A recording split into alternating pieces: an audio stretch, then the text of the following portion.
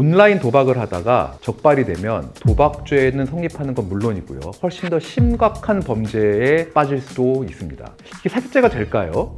안녕하세요. 유돈로우 채널의 김유돈 변호사입니다. 요즘 주변에 이 온라인 도박에 빠져있는 사람이 생각보다 많은 것 같습니다. 저도 문자로 계속 온라인 도박 사이트에 들어오라는 문자를 많이 받는데요. 물론 무시하긴 하지만 여러분 혹시 그거 아시나요? 이렇게 온라인 도박을 하다가 적발이 되면 도박죄는 성립하는 건 물론이고요. 훨씬 더 심각한 범죄에 빠질 수도 있습니다. 제가 진행했던 사건 하나를 좀 각색해서 말씀드려볼게요. 이분은 부인과 자식들이 다 있던 아주 평범한 직장인이었어요.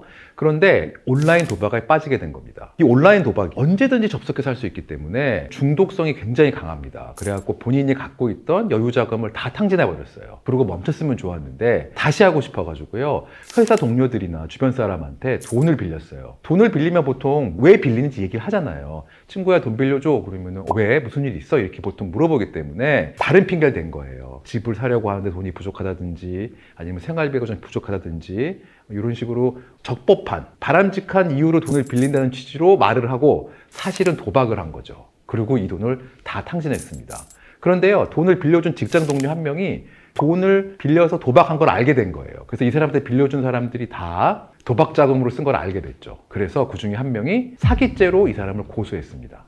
이게 사기죄가 될까요? 네, 사기죄가 될 수 있습니다. 돈을 빌릴 때 이렇게 보통 돈을 왜 빌리는지 이야기하고 빌리는데 빌린 용도대로 사용하지 않고 다른 데다가 돈을 썼다고 하면 용도 사기로 보아서요. 사기죄가 성립할 수도 있습니다. 사실 도박죄보다는요, 이 사기죄가 훨씬 더 큰 범죄고요. 형도 훨씬 더 세게 나가는 것이 일반적입니다. 자, 우리 법원은요, 용도를 속이고 돈을 빌린 경우에 만일 진정한 용도를 고지했다라면 상대방이 빌려주지 않았을 것이 인정된다고 하면 이때는 사기로 볼 수 있다. 이렇게 판단하고 있습니다. 근데 물론 내가 생활비로 돈을 써야 돼서 돈을 좀 빌렸어요. 그 다음에 그걸 생활비로 쓰지 않고 예를 들어서 뭐 친구랑 술 한잔 먹고 하는 경우에 이렇게까지 엄격하게 보지는 않지만 친구가 도박할 돈 빌려달라고 하면 보통 안 빌려주지 않을까요? 그래서 이 경우에는 용도 사기가 성립할 경우가 훨씬 많다고 볼 수 있습니다. 그래서 아까 사례에서 이분은 만약에 친구한테 도박 자금이라고 말 안 하고 빌린 돈을 갚지 못했다고 했으면